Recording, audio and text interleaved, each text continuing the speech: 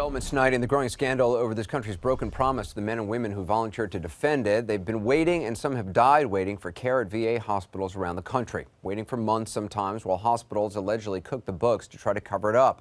Now, as you know, we've been on the story in a big way from the very beginning, long before the problems in the Phoenix VA system catapulted this into a national scandal that so far has triggered federal investigations, 2 congressional probes, and it sparked the departure of a top VA official and landed VA Secretary Eric Shinseki in the hot seat. He says he's mad as hell. Not that he'll sit down and talk to us about it, not that we haven't asked month after month after month. We've been trying to get an interview with Eric Shinseki, as you said, since last November. So you've been trying for months. Our continuing request. Well, I didn't get any call back today. Again, no response to our request. They simply do not respond. We are again requesting an interview with General Shinseki.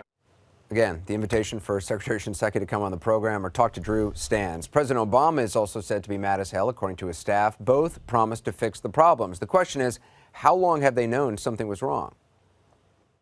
When was the president first made aware of these problems, of these fraudulent lists that were being kept to hide the wait times? When was he first made aware of those problems?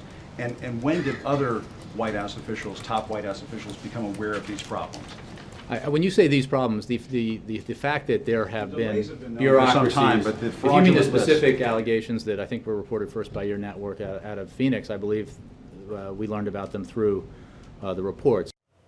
So, keeping them honest, that may be true in the narrowest sense pertaining directly to Phoenix, which begs the question, since this appears to be a widespread and long-standing practice of fudging the numbers and playing games with waiting lists, how long has the administration known about that? Drew Griffin, who's reporting Touch This Off, joins us now with more. So it seems to be boiling down to a question presidents are always asked when scandals emerge. What did the president know and when? Yeah, and that's why Jay Carney today, Anderson, made clear he was talking about the scandal in Phoenix when he said the president first learned from CNN's report, presumably on this program, because that's where we first told the story, about this secret wait list and the allegations that as many as 40 veterans may have died waiting for care there.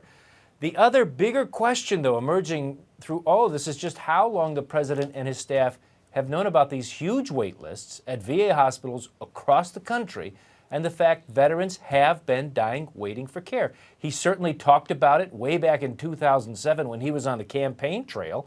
But a new report, Anderson, in the Washington Times says